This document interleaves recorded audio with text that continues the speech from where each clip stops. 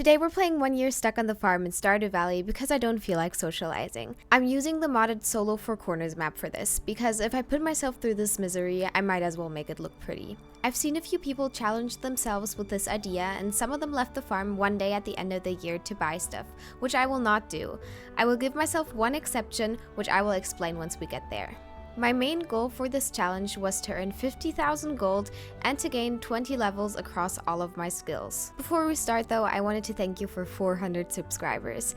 I never thought I'd reach so many people in my first month on YouTube, and I'm so grateful for anyone staying. So let's get started. Day 1 started collecting my parsnips, although I didn't start planting them right away. I instead started the run cutting down fiber and mining all of the rocks in my quarry. I also cut down all the tall grass in the upper left quadrant of the map. How the regular 4 corners map works is that every corner represents one certain type of farm. The top left represents the forest farm that has a chance of turning regular weeds into mixed seed weeds that always drop mixed seeds when you cut them down. And since I was pretty sure the modded map worked the same way, I wanted to focus prepping that corner to maximize my mixed seed production. I checked out the minecart system and cut down a few trees so I could craft chests for my items. The next morning, Clint waited for me to give me my furnace blueprint.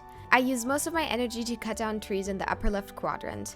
I cleaned up the area and got an ad for a backpack I was never going to be able to buy. On the first rainy day of the run, I planted the parsnip seeds to save energy on watering the crops, and again using my spare energy for chopping down trees. I watered my few crops on day 4 and crafted my first field snack, which I could now use to chop down even more trees, giving me level 2 foraging. Day 5 started with opening mail for offers I would never follow up on, watering my crops and checking my quarry, which was still not enough to craft a furnace, so I cleaned more of my farm and checked out my second minecart. I skipped day 6 because it was raining, and since I didn't want to skip 2 days in a row, I came out to harvest my parsnips on day 7.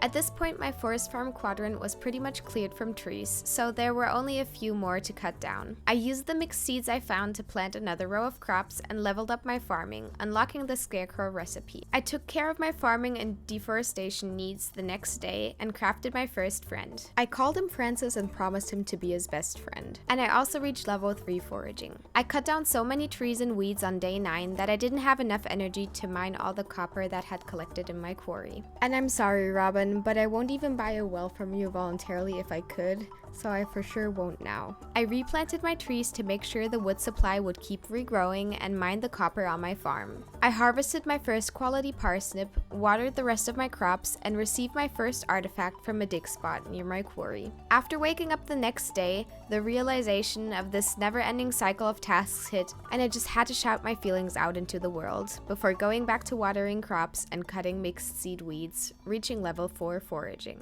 And then there was more watering crops, cutting mixed seed weeds, and mining some crops, and more watering my crops, and cutting mixed seed weeds, and cutting down trees. I even put down some fences to fight the urge of stepping outside of my farm. I forgot to record day 15, so let's use the time we have to reenact what I did the next day. Since salmon berry season started, I went around my farm, collecting all of the ripe berries and using them as energy to cut down trees until late at night. I had monsters at night turned on, so I started killing my first bat with my scythe, which dropped... Wait, that didn't happen on day 15. Which dropped 2 bat wings. I killed my first farm golem, and after slaying one last bat, I went back to bed.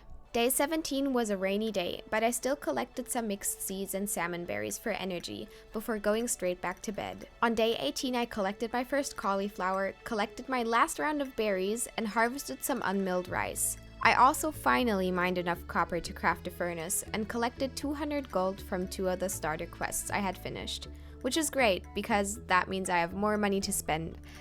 Oh, right. I placed some torches on my farm so I could see better at night, even though I quickly realized it didn't make that much of a difference. I still slayed some bats though. My last cauliflowers were ready the next day, which gave me level 2 farming later that night. Since I wanted to wait until summer to plant more mixed seeds, I asked Francis what he thought I should do, and he told me to build a maze, which I guess, well, we don't question Francis, so I guess we're building a maze. I used wooden pathing for the main course and used some tree saplings that would grow into a barrier between the paths in the future. The day after, Marnie was waiting for me outside on my front porch with a cat.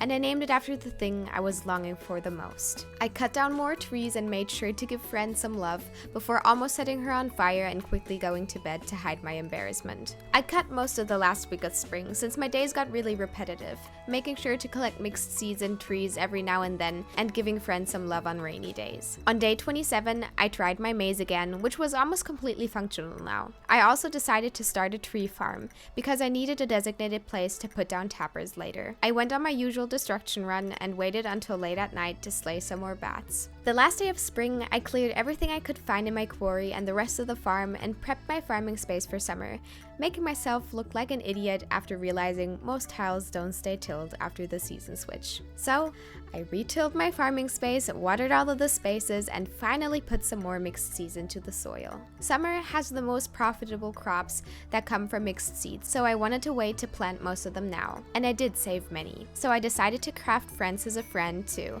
and put down another patch of crops around him. Most of my energy was now used watering my fields in the mornings, and I placed some pathing above my maze to prevent tree saplings from spawning in that area. I also found a beech warp totem on day 30, so let's get into a special rule I set for myself. If you're seeing this video, you've probably seen others using this challenge, and in many of them, they allow themselves one day at the end of the year to buy stuff in town. But since I love suffering, I decided to give myself one single way out. Starting summer day 1, there is a 10% chance that clay is replaced by the warp totems. So I decided I was allowed to get the fishing rod if I got both the farm and the beach warp totem to minimize social interaction. Day 31 was the regular watering of crops and mining the rocks, and more watering and more harvesting and more replanting and even more watering, making sure I wouldn't forget about Friend. I placed some tree saplings in the free spots of my tree farm and connected my maze path to go all the way around in a beautiful loop. I harvested my first hot peppers, which are great since they regrow, meaning I could keep the crops and expand my farming fields with excess mixed seeds. And since I wasn't already watering enough crops, I did exactly that and filled all of the spaces between my path with crops. On day 35, I decided to go outside into the rain and no, I went back to bed immediately. I did get out of the house on day 36 though and harvested my first round of radishes, giving me level 3 farming. From now on, every piece of clay was even more of a disappointment than usual, because all I wanted now was a farm warp totem. But the show must go on, so I kept on chopping trees and mining rocks and not going to festivals the villagers had invited me to. I did reach level 4 farming though, which meant my skills were looking pretty good at this point. I crafted 2 tappers and put them on a maple and an oak tree, making sure to cut down the rest of the grown trees. I also crafted my first preserves jar, realizing it was probably a huge waste of coal, but it was too late for that now. And I hope you're not sick of seeing me harvest crops because there's more to come. There was a huge amount of artifact spots on day 42, and one of them did drop a warp totem, just sadly not the one I needed. I placed some fences down to decorate my maze and waited until nighttime to slay some monsters. And if you were wondering, no, the monsters on the farm sadly don't contribute to leveling your combat skill. So that is the only skill we won't be able to level up.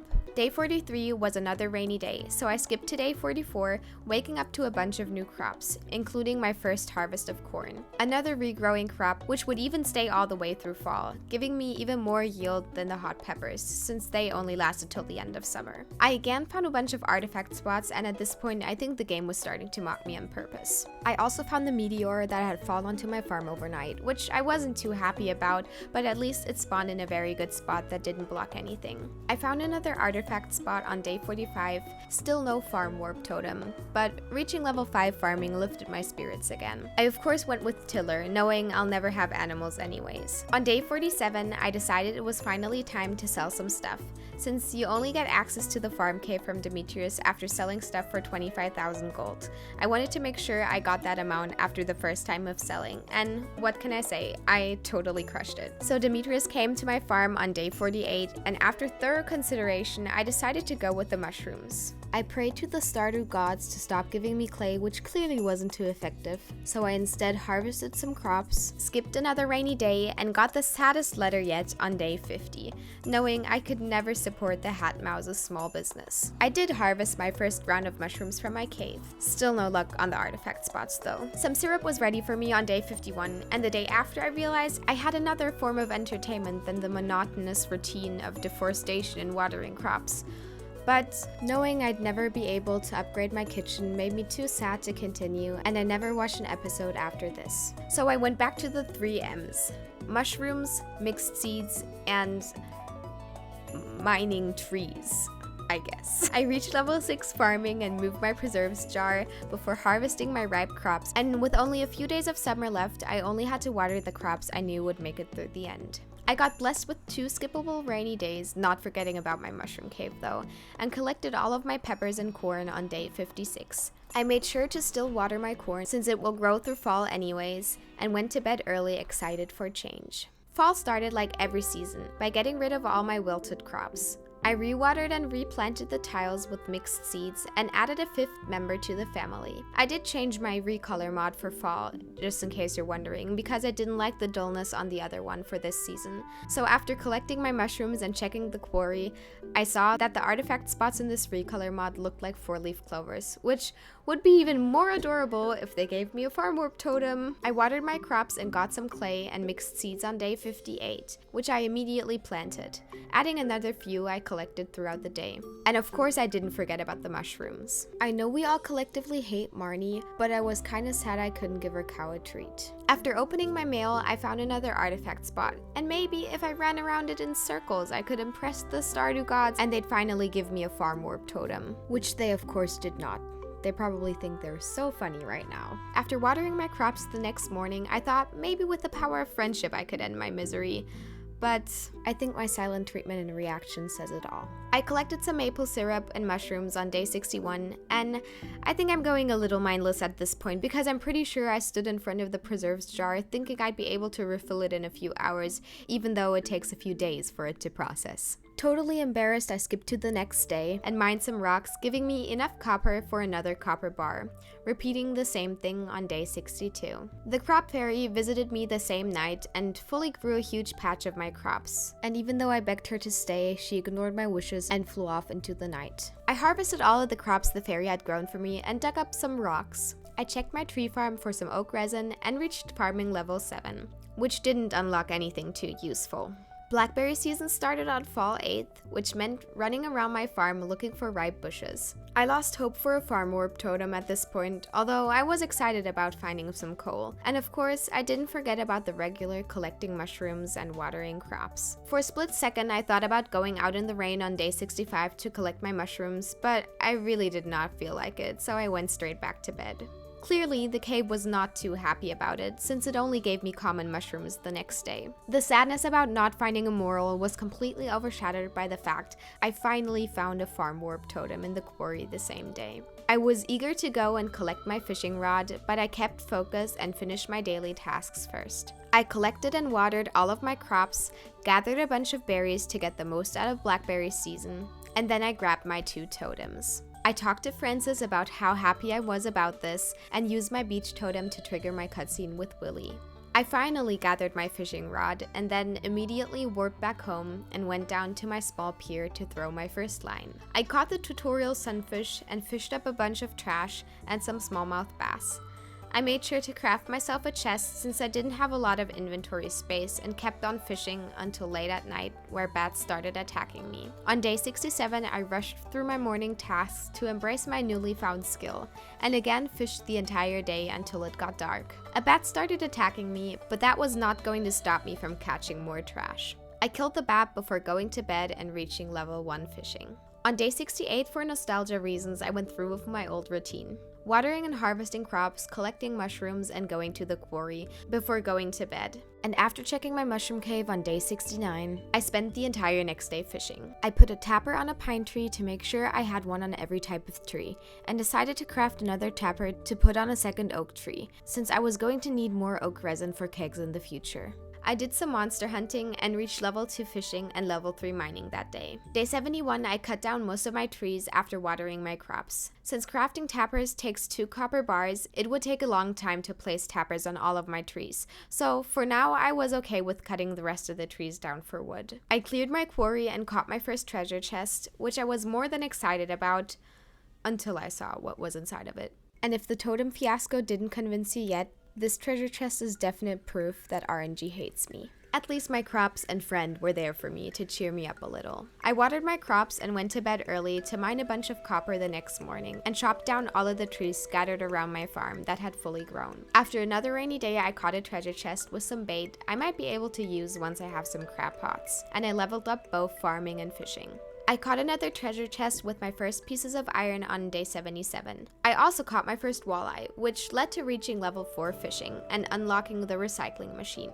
For once, the RNG gods were in my favor, since I could use the iron I caught the day before to craft a recycling machine. Now I was able to put the trash I caught into the machine and recycle it for more useful items, especially broken CDs and glasses, since the refined quartz they give can be used to craft lightning rods for batteries later. I also caught a chewing stick for friend. Day 79 was a day I decided that rain wasn't going to stop me from recycling trash and reaching my goals, so I went down to the pier. If I had known back then that you can recycle the trash item with a 21% chance to receive iron, I would have switched to that, so I could use the iron for crafting, but I didn't know, so I stuck with broken CDs. I harvested and watered a bunch of corn on day 80, which meant they still had one big harvest in them before winter. I collected a bunch of mushrooms, which have been the perfect source of energy. Not that I needed much of that, but it was still nice to have a steady supply. And on day 81, friend finally became my actual friend. Not a lot happened towards the end of the season. I made sure to collect the syrups in my tree farm and mainly fished the entire day, catching another chewing stick for friend. On the last day of fall, I harvested the last crops of the year and made sure to cut down all of the fiber that had spawned. In winter, all of it would have despawned anyways, and by cutting it all down, I could collect a few more mixed seeds that would be ready to plant the next year. Winter was pretty monotonous, since there wasn't lots to do, so I'll break down the most important moments. I cleaned my fall mess on day 85, and at the end of the first week of winter, Pierre came by to tell me about the new seeds. And even if he went out of his way to get me to his shop, I didn't visit year 1 and I wasn't going to start in year 2. I pickaxed my way through the quarry, found another chicken statue, and made sure to collect my pine tar, oak resin, and maple syrup. I got out of bed every now and then to cut down a few of the fully grown trees, and made sure I collected the mushrooms from my cave at least every other day. Day 98, I also stayed by the lake for some fishing, and most of my syrups were ready to collect again too. I went through the mushroom cave on day 99 to access the quarry and mine all of the stone and copper that had been collecting there. I got Emily for the Secret Santa, and I love you, girl, but Christmas is going to be very disappointing for you. I did my usual quarry run on day 107. After that, I sold all of my quality crops and the majority of the regular crops too. I dug through my chests to make sure to collect all the items I didn't need and throw them into the shipping bin. My selling spree completed my 50,000 gold goal by a lot, and I even got the monoculture achievement for selling so much corn. Day 111, I mined the quarry rocks for the last time, collected my last oak resin and maple syrup, and made sure to get rid of some of the tree saplings that had fallen and spread, so my farm wouldn't be too overgrown and messy at the start of the next year. I hoed up some forageables, and on the last day of winter, I cut down my tiny forest near my lake, because I wanted to prepare a mostly clean slate for spring. I finished this run with 22 skills across the board, and knowing I crushed my goals, I could finally go to bed for the last time. If we can reach 1,000 subscribers, I will try to earn 1 million gold on this farm. So if you enjoyed this video, make sure to leave a like and subscribe for more. Thank you so much for watching. All the comments really mean the world to me, and I hope to see you back here very soon.